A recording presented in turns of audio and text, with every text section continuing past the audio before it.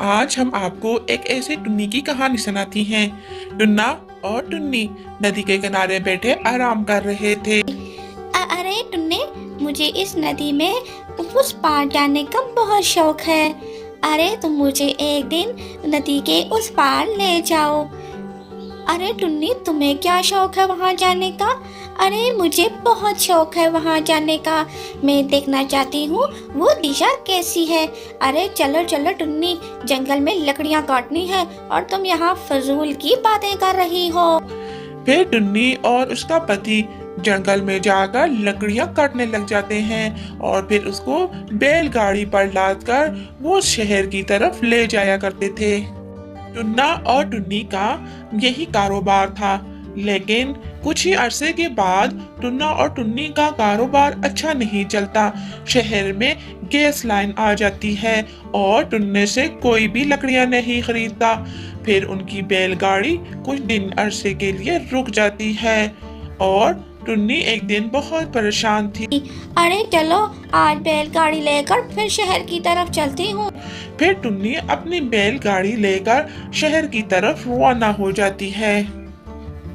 टुन्नी आज घर से बहुत सारी उम्मीदें लेकर निकली थी। उसे उम्मीद थी कि आज मेरी लकड़ियां सेल हो जाएंगी, लेकिन नहीं। आज शाम वो जब वापस लौट रही थी, वो एक दरख्त के नीचे आकर बैठ जाती है। अरे बारिश बहुत तेज है, यहाँ आराम कर लेती हूँ। अरे आज भी मेरी लकड़ियाँ नहीं सेल हुई। मैं तो खाली हाथ ही घर लौटना पड़ेगा। क्या करूँ, हम पे कोई मुसीबत ही टूट रही है। दिन ब दिन हमारे हालात बिगड़ते ही जा रहे हैं, समझ नहीं आती। अभी अपने घर की सोचों में गुम थी। इतने में पैर से एक चूड़ी का जोड़ा गिरता है। अरे इतनी प्यारी चूड़ियाँ, अरे ये किसने फेंकी होगी? मुझे लगता है किसी पक्षी से गिर गई थी जो इस पेड़ पर अड़ गई थी। अभी हवा के झोंके से नीचे गिर पड़ी है। चलो मैं इसे आज घर ले जाती हूँ, अपनी बेटी को दूंगी तो वो बहुत चूड़ियाँ लेकर अपने घर चली जाती है। अरे चिमकी, मैं तुम्हारे लिए आज चूड़ियाँ लेकर आई हूँ। जैसे ही चिमकी वो चूड़ियाँ पहनती है, उसका तो कलर ही चेंज हो जाता है। अरे ये क्या हो गया मेरे साथ? माँ, ये कैसी चूड़ियाँ लाई थी? मेरा तो सारा रंग ही काला पड़ गया है। अरे बेटा, मुझे खुद समझ नहीं आ रही। मुझे लगता है तो ये तो कोई जादू वाली चूड़ियाँ थी। हाँ हाँ माँ, अब क्या होगा? अरे बेटी चिमकी, परेशान मत हो। जंगल के एक गुफा में सद्दू बाबा रहते हैं। हम सद्दू बाबा के पास चलते हैं, वो हमें कोई ना कोई इसका हल जरूर दिखा देगा। हम तो पहले ही मुश्किल हालात से गुजर रहे थे। मुझे क्या पता था हमारे पर और मुश्किल हालात आने वाले हैं। मेरी बेटी, कोई बात नहीं, तुम ग्रीन कलर में भी बहुत अच्छी लग रही हो।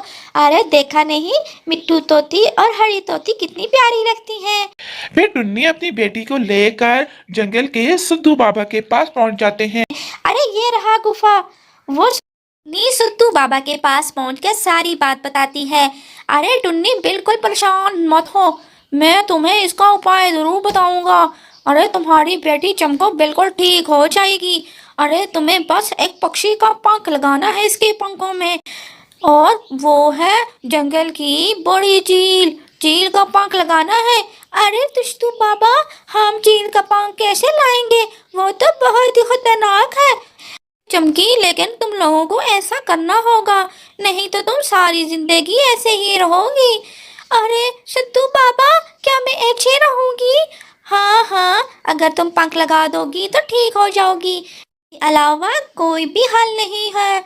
ये एक ताकतवर जादू का हमला है, इसीलिए तुम्हें ताकतवर जंगल की चील का ही पंख लगाना होगा। ये कहकर सद्दू बाबा चला जाता है। टुन्नी और उसकी बेटी चमकी बहुत परेशान होती हैं, लेकिन फिर वो जंगल की तरफ रवाना हो जाती हैं। अरे टुन्नी, मैंने सुना है चमकी का पंख हरे हो गए हैं। टुन्नी लूसी कबूतर को सारी बात बताती है कि उसे जंगल की बड़ी चील का पंख लेना होगा, इससे मेरी बेटी बिल्कुल ठीक हो जाएगी। अरे टुन्नी, ये तो बहुत ही मुश्किल काम है। अरे उस झील के पास तो हम पक्षी तो बिल्कुल नहीं जा सकते, वो तो बहुत ही खतरनाक है, बल्कि खूंखार है। हमें उसके पास बिल्कुल नहीं जाना चाहिए। बस तुम जंगल में ही ढूंढो, कहीं उसका पंख गिरा ना हो। अगर पंख किसी जगह मिल जाता है तभी लगा सकती हूँ, वैसे तो ये बहुत ही मुश्किल काम है टुन्नी। अरे मैं क्या करूँ, अब तो मुझे उस चील का पंख नहीं मिलेगा। इस लूसी कबूतर ने एक बात बिल्कुल ठीक कही है, जंगल में कहीं न कहीं उस बड़ी चील का पंख गिरा होगा। अगर हम उस चील के पास जाएंगे वो तो हमें ही खा जाएगी। टुन्नी दिल ही दिल में ये बातें सोच रही थी, फिर वो जंगल की तरफ रवाना हो जाती है। अरे टुन्नी बेचारी बड़ी मुश्किल में आ गई है। अरे हम तो इसकी कोई मदद भी नहीं कर सकते हैं। पूरा जंगल घूम घूम कर एक पेड़ पर बैठी मिट्ठू तोते से मुलाकात होती है। मिट्ठू तोते को सारी बात बताती है। मिट्ठू तोता टुन्नी से कहता है, अरे टुन्नी, मेरे पास इसका एक ही उपाय है। मैंने देखा है जंगल का दुष्ट कौवा हर वक्त उस चील के पास जाता रहता है। हमें कालू दुष्ट कौवे से ही मशवरा कर लेना चाहिए। अरे टुन्नी, यही हाल है इसका। अरे मिट्ठू तोते, वो तो हमारा दुश्मन है। अरे दुश्मन शुश्मन नहीं है, हम उसको अगर कहेंगे या कुछ लालच देंगे तो वो जरूर वहां से पंख ले आएगा। चलो चलो कालू कौवे से जाकर मिलते हैं। फिर टुन्नी और मिट्ठू तोता टुन्नी को लेकर कालू कौवे की तरफ चल पड़ते हैं। कालू दुष्ट कौवा जंगल के एक पेड़ के नीचे बैठा हुआ था। अरे कालू, हम तुम्हारे पास एक काम से आए हैं। हमने सोचा तुम बहुत ही बहादुर हो और तुम तो जंगल के सारे पक्षियों के बड़े बड़े मुश्किल काम हल कर सकते हो। हमारी भी आज एक मुश्किल हल कर दो। अरे क्या मुश्किल है तुम लोगों की? अरे हमें चील का एक पंख चाहिए, बस यही हमारी मुश्किल है। अगर तुम वो पंख ले आते हो तो हम तुम्हारा ये एहसान कभी नहीं भूलेंगे, बल्कि सारे पक्षी तुम्हारी बहुत इज्जत करेंगे। कालू कौवा जब अपनी तारीफें सुनता है और जंगल के सारे पक्षियों के सामने अपनी इज्जत मनवाना चाहता था, तो इसीलिए कालू कौवा मान जाता है। अरे ठीक है, मैं तुम लोगों के लिए उस चील से पंख ले ही आऊंगा, लेकिन मेरी भी एक शर्त है। जंगल के सारे पक्षी मेरी इज्जत करेंगे, जैसा मैं कहूँगा ऐसा ही करेंगे। हाँ हाँ बिल्कुल कालू, हम तुम्हारी हर बात मानेंगे। अरे कालू, मैं तुम्हारी हर बात मानूंगी और मैं तुम्हारा एहसान सारी जिंदगी याद रखूंगी। ये कहकर कालू कौवा वहां से चला जाता है। दुष्ट कौवा चील के पास पहुंच जाता है और उसे बातों में लगा देता है। अरे चील दीदी, आज आपके पंखों में बड़ी मट्टी लगी है, कहीं आज चीकड़ में तो नहीं बैठी थी? अरे नहीं कालू, मैं क्यों कीचड़ में बैठने लगी? मैं तो ऊंचे ऊंचे दरख्तों पर और ऊंचे ऊंचे पहाड़ों पर बैठती हूँ। अरे ठहरो, मैं उतारती हूँ। कालू कौवा उसे चकमा देकर उसका एक पंख उतार लेता है। अरे कालू, क्या मिट्टी उतर गई? हाँ, मिट्टी उतर गई।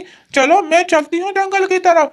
वो जंगल की तरफ उड़ जाती है। कालू भी पंख लेकर टुन्नी के घर की तरफ रवाना हो जाता है। आज कालू दुष्ट कौवे ने पहली बार पक्षियों की मदद की थी।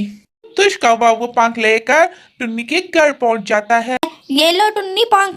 जैसे ही वो चमकी के साथ पंख टकराता है, पंखी का रंग तो बिल्कुल पहले जैसे हो जाता है। अरे बिल्कुल ठीक हो गई है टुन्नी की बेटी। टुन्नी कालू दुष्ट कौवे का शुक्रिया अदा करती है। अरे कालू, कहाँ जा रहे हो? रुको, आज हमारे साथ तुम भोजन करके जाना। कालू भोजन का सुनकर रुक जाता है। अरे टुन्नी, क्या बनाया है आज खाने में? अरे दुष्ट कौवे, आपका पसंद का खाना बनाया है। हम तुम्हारे बड़े एहसानमंद हैं। जब जब तुम्हारा दिल करे हमारे घर भोजन करने के लिए आ जाया करना। टुन्नी की बेटी चमकी खुशी से बाहर उड़ जाती है। मैं अपने दोस्तों को बताऊंगी, मैं बिल्कुल ठीक हो गई हूँ। कालू दुष्ट कौवे ने पहली बार किसी टुन्नी की मदद की थी। वैसे तो वो टुन्नियों का बहुत ही दुश्मन था। किसी की मुश्किल में जरूर काम आना चाहिए और एक दूसरे के साथ मिलजुल कर रहना चाहिए।